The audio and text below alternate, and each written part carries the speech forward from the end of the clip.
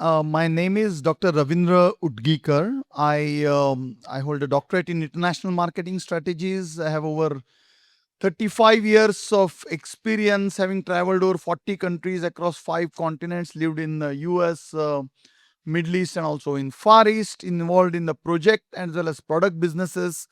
My area of expertise is developing go-to-market strategies, market entry and growth strategies by and large. I represent a company called Wilo Mather and Plat Pumps India Private Limited. We are a 70-year-old company in India, and we are a 100% subsidiary of Wilo SE Germany, which is 152-year-old German multinational responsible for sustainable water transportation. There is a saying that money goes or prosperity goes where water flows. So our company is responsible for transportation of water. So about 8 billion people on the planet, leave aside a billion who don't have access to water. About 7 billion people every day are beneficiaries of pumps because the water that you get at your household. So our company is involved in creating water management infrastructure in India, which is pressurized water distribution system all municipalities follow. We are responsible also for taking care of storm water. You have excess floods and you throw out the water. We also look after the sewage treatment, effluent treatment. We also try to connect inter-basin river transfers.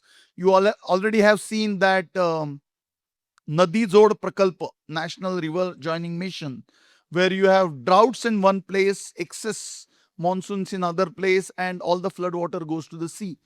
So to create a water infrastructure, Government of India has this ambition programs like Har Ghar Nal, Jal Jeevan Mission, Namami Gange, and so on and so forth. So our company is responsible for providing pump and pumping system infrastructure for this basic need of humanity, industry, and mankind as a whole. Yeah. I'll start with trying to understand what each of you mean when you talk about quality as a competitive advantages, right? And then why today is becoming increasingly important in today's manufacturing landscape. So just to set the understanding from each one of you. Quality is the bedrock of everything, is the lifeblood of any organization from concept to realization and the life cycle management. And when you look at the quality as a one thread that cuts across, we are talking from innovation, then we are talking to R&D, then we are talking to POCs, proof of concept, then going all the way to procurement, design, development, engineering, procurement, manufacturing, quality, logistics, supply chain, project, installation, commissioning, care for life, and also after life cycle disposition. So when we talk about quality, to me, the quality is about product quality. The quality is also about process quality. The quality is also about people quality, the caliber of your people, how competent they are. About the innovation, what kind of top problems that you are trying to find solution to, which is also very important. Then obviously materials play a very important role into everything that we do. So quality really cuts across the entire life cycle. Now my colleagues tried to put in a micro and macro way. I'm trying to put it in a big picture way, which is also the theme of this conference, which is Makers of Bharat. And to just put in perspective, I have some numbers. So today, India's GDP is around $4 trillion. And the manufacturing sector today contributes only 17% of it. We are predominantly a service economy in excess of 50%, 53%. Now, to put it in context, the Niti Aayog report, which says that Indian economy by the centenary year of independence, 2047, should be about $35 trillion economy. And then there is a vision to grow the share of manufacturing from 17% to 25%. That's a massive jump. That's one way to look at it. Another, I think you made it very rightly, that today the India's share of global trade of goods and services is merely 2%. Niti Aayog has a vision to grow that parameter to 10% of global goods and services sold. Again, manufacturing contributes, I think, around 55% to our exports, around $300 billion today. There is a vision that by centenary year, it will come to around $4 trillion, keeping the same percentage in place. This I talked actually about export. So that's also a strong focus on make in India for the world. And there are number of programs that our government is instilling, whether it is make in India, production linked incentive, and trying to attract foreign direct investment in that space. Manufacturing today creates about 10 to 12% of the employment, largest being obviously agriculture. So that is about 68 million people. And the government has vision to grow that contribution to 15% by 2047, which would be 168 million skilled jobs in the manufacturing sector. So all this transition is going to be possible only on the backbone of manufacturing sector, the whole journey from a developing economy to a developed economy. Vikasit Bharat. And government understands that very well. So there is a lot of focus. Now, clearly, there is a changing landscape because of the technology disruptions and the way manufacturing is being done because of the automation, then instrumentation, process control, robotics, now going all the way to AI. So the nature of jobs are changing. There is also a big fear whether the jobs will go away. And there was a nice take that if you had someone who had memory of 1940s economy suddenly coming to life today, he would not recognize 60% of the jobs that are existing today. So while AI definitely would take away some jobs, there is a job creation that is also on the card. The point of making all this is this journey from merely contributing 17% to 25% to the extent of contributing $7.5 trillion is going to be possible on the bedrock of quality. So quality is absolutely fundamental to anything and everything that we do. It will determine whether the vision, whether the blueprint of India's growth story continues to remain a vision and a dream, or we actually see its realization and fructification of its really the vision that our prime minister has. That's really my take on quality. And as far as Wilo, Mather and Plaid is concerned, I think there was one gentleman who said that it took them 5 years to convince German counterparts to start making in India. In fact, we are extremely proud to tell you that at Wilo, Mather and Plaid, we take great pride in making engineered pumps which are unique to the Willow world. So we have a lot of pride in bringing Indian technology expertise to make machines that have applications which are global. Yeah. Thank you. It's great view, Ravindra. As you said, it's a bedrock and it's all about people, process, products, everything and innovation. Maybe coming to Dr. Ravindra, from a global customer perspective, obviously we've seen some example here, but then what really differentiates suppliers beyond certification? As you said, it's just not a certification tick mark. How you evaluate and how you differentiate suppliers and Okay, that's a great question. So, as a Willow, we have presence in over 90 countries, customer references. So, a rich global experience. So, I can tell you that certifications like ISO are just hygiene factors. They don't mean much, that's given. What really your global customers are looking as a competitive advantage is actually resilience of your supply chain and the footprints of your supply chain. This has been particularly important after the COVID experience that we had experienced the complete stalling of supply chain, followed up by these trade wars going and uncertainty where suddenly the trade wars would make your supply chain uncompetitive. So essentially, one part to look at quality as a competitive advantage is how robust is your supply chain. Second aspect, we often talk, like I mentioned in the initial pitch also, that we talk in buckets. So first is supply chain. Second is technology and innovation. You want customers to partner with you on innovation and journey that of a co-creation where their problem statements are well known to you and the intellectual properties are kept within the two parties. There is a confidentiality there. So your ability to give a high quality technology solution will help you leverage the technology age. Third, in the era of digitalization, how is your digital integration going on with your systems, with your processes, to actually cut down the cycle time, to actually cut down the inefficiencies, how you can optimize your delivery chain. So the aspect that customers, global customers, look for is also your ability to digitally integrate.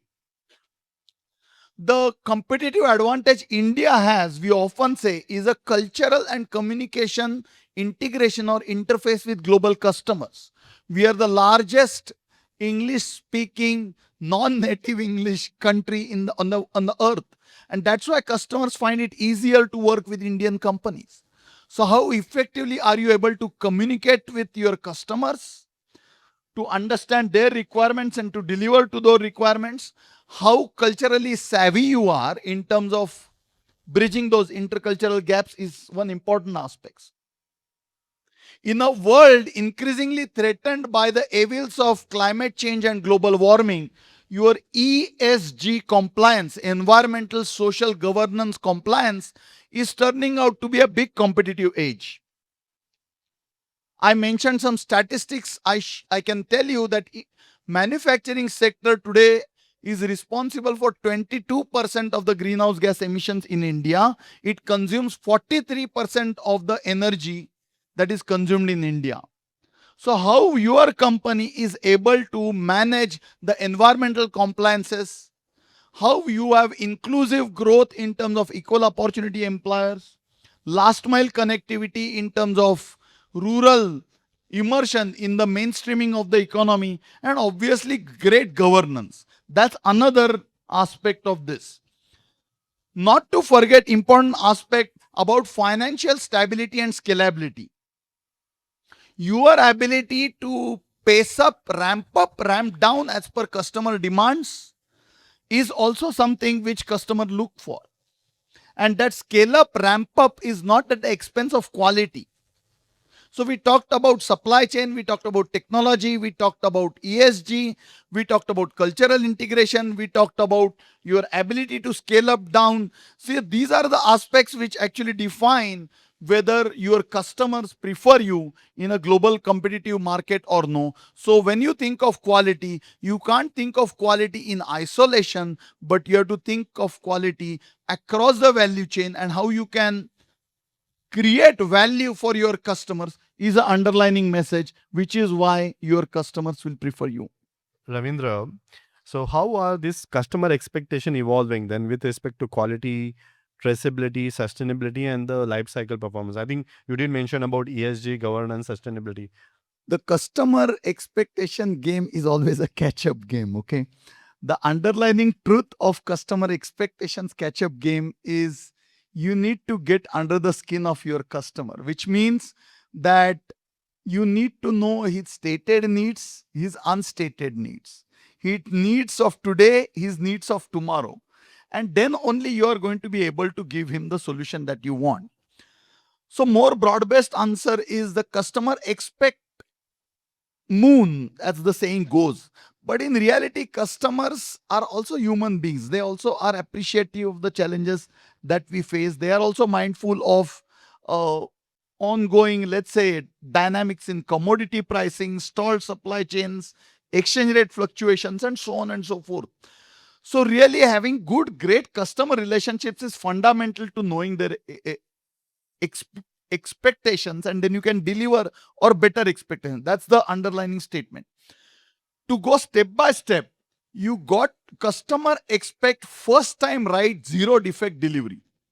And that you can, and I think he gave a great example that if you know his expectations of what the defect means, or what he identifies as defect or no defect, your half job is done.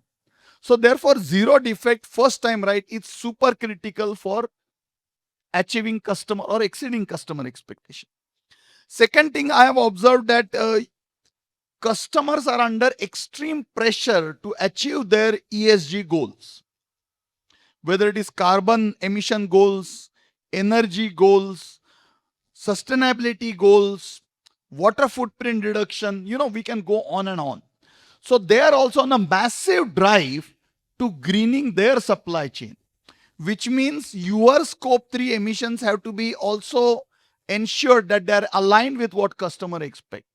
That means you also need to get into reduce, recycle, reuse, replenish, repurpose, rescale game of a circular economy.